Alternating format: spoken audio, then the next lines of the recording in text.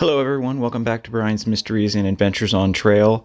Today's case is extremely difficult. Viewer discretion is advised. Today we're going to be discussing the missing four of Bucks County, which is in Pennsylvania. Of course, as always, I'm going to have some maps up. This case took place in July of 2017, so roughly 5 years ago. It's in the eastern part of Pennsylvania. If you see this little red outline portion a little north of Philadelphia, that is Bucks County, Pennsylvania. And that's where this whole case took place. Now, as you can see, it's mainly farmland. It's very rural for the most part. There are several different townships located within Bucks County. As you can see, there's Quakertown, Longhorn, Bensalem. There's also a township called Solebury, and we're going to get into that. For the most part, it's a very calm, peaceful, lovely town to live in, and this was a very shocking thing for the whole community. This is Jimmy Patrick. He was 19 years old at the time this whole horrible case got started. He was attending Loyola University, which is a private college in Maryland. He was very academic. He was studying business. He was also studying writing. According to his family and friends, he was an amazing writer. His mother had been diagnosed with schizophrenia as a young child, so his grandparents had become his surrogate parents. He said that he was just an amazing child. He was an amazing writer. He was planning on going off to business school. Now, on the evening of July 5th, he told his grandparents he was going out, but he'd be back in roughly 15 minutes. Apparently, this was not uncommon. He liked to go have Chick-fil-A and things like that with his friends. However, he never returned. The parents didn't get worried until the next day because this had happened before, but when he didn't return, they contacted the police, but the police told them that they had to wait a little longer. They did wait. The police finally sent a patrol car over. They said that he probably would be back. However, he never did come back, so the investigation got amped up. They pinged his cell phone. This is another picture of Jimmy Patrick. Obviously, there was a lot more concern as time went on. When they pinged his cell phone, the Newtown Township Police Department said that it was roughly 50 miles from where the Patricks were living. And this seemed odd to the Patricks because they couldn't imagine what he was doing out where this cell phone ping had pinged his phone. Now keep this in mind because this is important later in the investigation. Now here is a map from where he was living to where the cell phone pinged. As you can see, it's over an hour drive. This was in a township called Springfield Township. The police weren't really sure what was going on, but Jimmy Patrick's father decided to go out there with some friends and actually look for the cell phone, look for Jimmy. They searched around, they couldn't find anything, so they returned. Obviously, Mr. Patrick put up posters, flyers. They actually had this billboard put up. Now, it was around this time of July 7th where Mr. Patrick got wind of another young man that had went missing, a man by the name of Dean Finocchiaro. At first, the Patricks weren't really convinced. This was over in Middletown Township, which they knew that their son Jimmy did not know this man, Dean Finocchiaro. Jimmy was a little older. They had gone to different high schools. Dean had graduated from Neshaminy High School. He was known to love fishing and extreme sports. He loved riding motorcycles, doing sort of Hot Wheel things down the streets. He loved sushi. On the night of his disappearance, he went out for dinner with his father. They went to this nice sushi restaurant, and just like Jimmy, when he got home, he said, "Dad, I'm going out for around 15 minutes, but I'll be back within 20 minutes. Unfortunately, that was the last time Dean was ever seen too. Obviously, the father became more and more concerned. He contacted the local police. Now, unlike Jimmy, Dean was very well known to the police, not for anything violent or bad, but just for doing his stunts and things like that in the streets. And so they knew him. Obviously, though, this was getting more concerning because now this is two young men that had disappeared within the same Bucks County within 2 days. But because Jimmy and Dean didn't know each other, the Patricks at this point were convinced that the two cases weren't involved. However, Dean's family automatically started doing searches on the internet. They went through all of Dean's friends. They actually were able to, thankfully, get into all of his social media accounts and go through all his friends and contacts, and they knew all the contacts except for one. There was only one that stuck out. This guy, Cosmo DiNardo. They were like, who the heck is this? And he looked scary. And that when they talked to the friends about them, all the friends said the same thing. They knew him like on a casual basis, but they all said that he was kind of scary, a little weird. He had eccentricities about him. The family eventually put this two together. They had two police officers go out and make contact on the DiNardo family farm, which was located in Solebury Township, which is in Bucks County. It's along this really, really dirt long road which runs parallel to a highway. The DiNardo family was extremely wealthy. However, when the police got to this house, it was very dilapidated. Apparently all the paint was off. It was just in a very rundown shape. There was a barn next to it. They used their police headlights and various searchlights to search the area. There was no sign of anybody. There was no sign of any cars, any foul play. They were assuming that the boys were going to be there, maybe just having a small party. When they didn't find anything, they decided to leave. They both went in different directions. One was named Officer Forrester. The other was a female officer named Freer. However, Officer Forrester, when he was going back down the dirt road, he just kind of got this feeling that he should have searched the barn. So he went back. When he got back to the barn, it was around 2:30 in the morning. And apparently this is a very spooky, rural, dark area.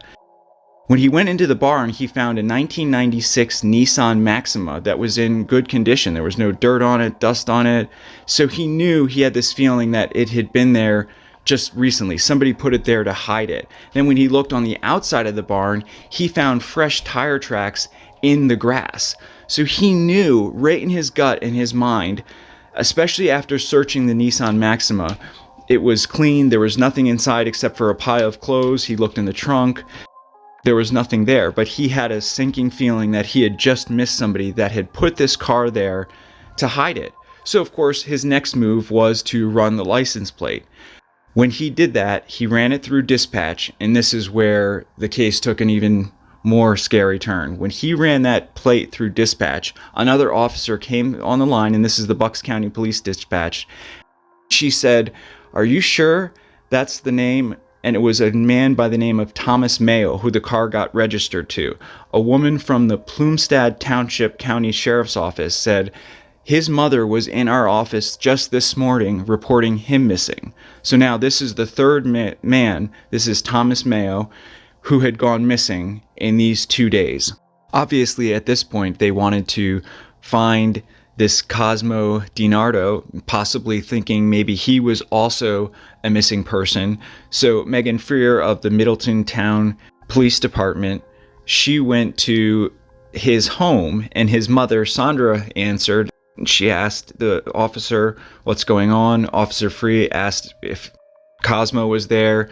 The mother responded, "No, he probably won't be back till later." Officer Freer played it very coy. She didn't mention anything. She didn't want to arouse any suspicion, but she did say that the mother seemed worried, of course, that a police officer was there. She left.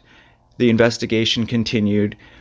Somewhere in between this time, a radio call came in that they overheard. Thomas Mayo's best friend, Mark Sturgis, who worked together, they both worked at Mark's father's construction company. He was reported missing. Mark was the oldest of the four. He was 22 years old, So now we have 4 young men missing, ages 19 to 22, all within a span of 2 days. The investigation started slowing down a little bit. They were getting concerned, so they were trying to think of anything that they possibly hadn't thought of. Officer Freer of the Middletown Township Police Department asked Dean Finocchiaro's parents if they had any surveillance cameras on their house. However, they said no, but they did know that some of their neighbors have. Now, this was one of the biggest breaks in the case, because after going to several of the neighbors' property, they found one neighbor that was sort of on the corner, almost a perfect spot. Of course, this took hours to review the various surveillance tapes. I'm not sure how many hours they had to go through, but between the Bucks County Sheriff's Office and Dispatch Office and the family that had the camera, they caught their first biggest break in the case, because they finally had caught up with Cosmo DiNardo, and when they interviewed him, he said that he was fishing at the time. He had no knowledge of any of these disappearances. However, these cameras caught his vehicle on camera during the time he said that he was fishing. They caught the license plate, so this broke down his alibi. However, they still didn't have enough, so they contacted the news media, and this story immediately went national news. That was all over the national news. That, coupled with the fact that a local reporter was roughly around the same age as the young men that had went missing, so he found it that the people were more comfortable with him and sharing their various leads and information. They gave him a lot of critical information about some online chats that he had reviewed. One of the things that was very clear at this point, that this Cosmo DiNardo was a very sketchy and scary guy, and he had over 30 run-ins with the law. However, because of his family's wealth, or whatever you want to call it, he had never been convicted, even though he had been arrested dozens of times. So this obviously outraged the community as well, especially Dean's family, because not only was he one of these missing young men, however, he was also had run-ins with the law, and they didn't let him off scot-free because his family wasn't extremely wealthy. So I can only imagine just how frustrating and upsetting that would have been. The various township police officers got their second biggest break when one of the automatic license plate readers, which is, for those of you that don't know, there's different things, sensors mounted either on the back or the top of the police car. What they do is they automatically read any passing license plate, they feed it into a database, it'll bounce back any stolen vehicles or vehicles that were involved in a crime. It's an invaluable tool for the officers to locate stolen vehicles or also find criminals. In any event, at this point, they placed Thomas Mayo, who was one of the young men who went missing, and Cosmo DiNardo. Their vehicles were placed in the same exact area on the night of July 7th, 2017, which was the night that both Thomas Mayo and Mark Sturgis disappeared. Obviously, at this point, the officers had gone back to the DiNardo's family's farm, and they had started a more thorough search. Inside that same shed, they found the title to Thomas Mayo's car. They found his insulin pack in the back seat of the car, which apparently Thomas Mayo could not have gone one day without his insulin. A lot of incriminating evidence. They were able to arrest Cosmo DiNardo on a weapons charge because he was, at one point, had some mental issues. He wasn't allowed to have a gun, so they got him off the street. However, it was only for a day or so because the bail was set at $1 million, which his dad paid the 10%, and he was out of jail the very next day. Of course, this outraged the community as well. The police, however, continued their investigation and were not allowed to let this guy get away with any of this. But this guy, Cosmo DiNardo, he made it easy for them. I mean, it just shows his ego, how egomaniacal he was, the audacity. He was out of jail on bail for a day, and he tried to sell Thomas Mayo's vehicle. This time, they arrested him again, and they set his bail at $5 million.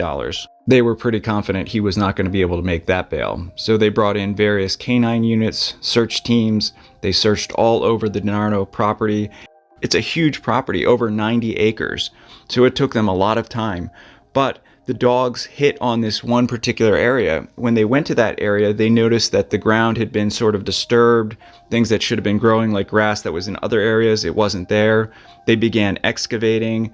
They dug and dug and dug, which normally you dig for maybe 6 to 8 feet, but they just had a feeling. They kept digging down. They dug till 12 feet when they hit metal, and it was a metal oil can. When they unearthed that, they found some shoes, a cigarette packet, some other things. The officers knew that someone had gone to a great deal of trouble to conceal this. They moved the oil bin, and underneath that, unfortunately, they found the remains of Dean, Mark, and Thomas. However, at this point, Jimmy Patrick was still missing, and the Patrick family was still unconvinced that he was a part of this group. He thought maybe that he was just out on his own somewhere. The judge subsequently signed 3 arrest warrants against Cosmo for the remains of the 3 men on homicide. Cosmo was uncooperative. His lawyer was trying to fight the charges, but after one day, Cosmo agreed to a plea deal. This plea deal stated that Mr. DiNardo would not get the death penalty. He would get life in prison if he cooperated and told them where Mr. Patrick's remains were. And he did. They were located about 3/4 of a mile on the same property. He also stated that Sean Kratz, who was his cousin, was also involved in these terrible crimes. And this is where he went into the story of what happened. He stated that he had made a deal with Jimmy Patrick for Jimmy to come to his farm, his family's farm. When he got there, he was supposed to buy a certain amount of weed, but apparently Jimmy only had like 1/8 of the amount of money that he had agreed on. At that point, Cosmo was very upset. He said, "I can't do this. You're going to get me in trouble." He was just the middleman apparently on this deal, so he offered to sell him a shotgun.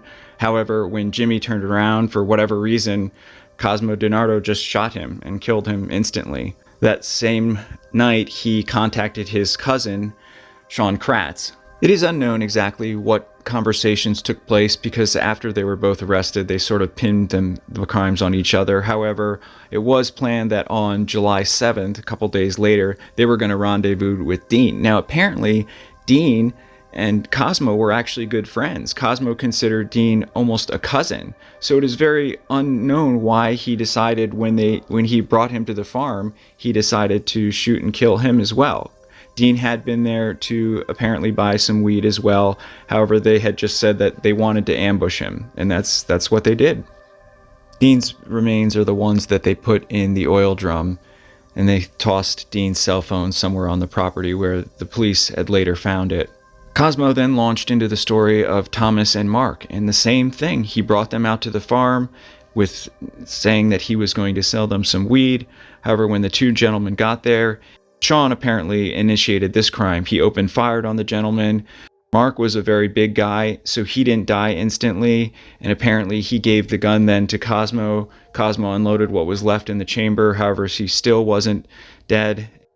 Mark was, yelling for his life, but these two men had no mercy, and they killed him.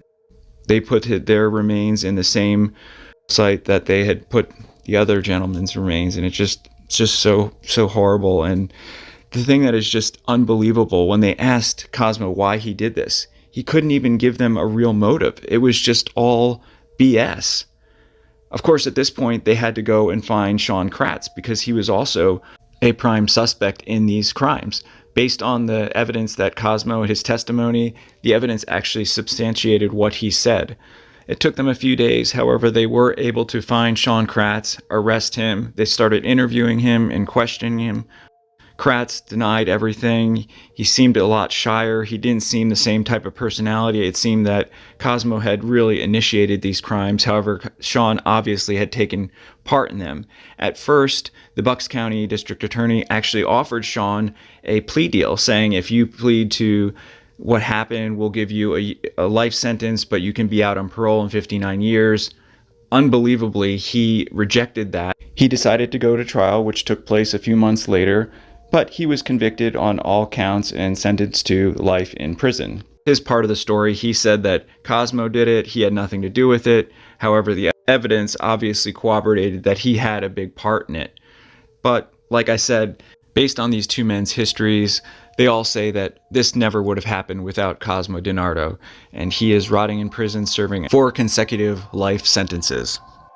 Sean Kratz is serving the maximum life without parole. It wasn't until Cosmo DiNardo was actually sentenced that he actually broke down and apparently was weeping. He finally admitted, saying that he threw his life away. He didn't understand why he did it. Of course, no one could understand why he did it. If he couldn't understand, he didn't even have a motive. It was just sick. This is what the house looks like today, the farmhouse that was so dilapidated and where all this terrible crime and tragedy took place. This is what it looks like today. Obviously, it's been restored. I believe they're trying to sell it now. Who knows? You may be wondering about Jimmy Patrick's cell phone. Apparently, the cell phone was found on the DiNardo property. It was just a mistake by the cell phone tower. It had pinged it in the wrong place. The cops said that once in a million this happens, so that was just a false lead in the beginning. This is just a terrible tragedy for everybody involved that came to this quiet community back in 2017. My thoughts and prayers go out to all involved. My thoughts and prayers go to Jimmy, Dean, Thomas, and Mark, their friends, their families. Even though you're gone, you'll never be forgotten.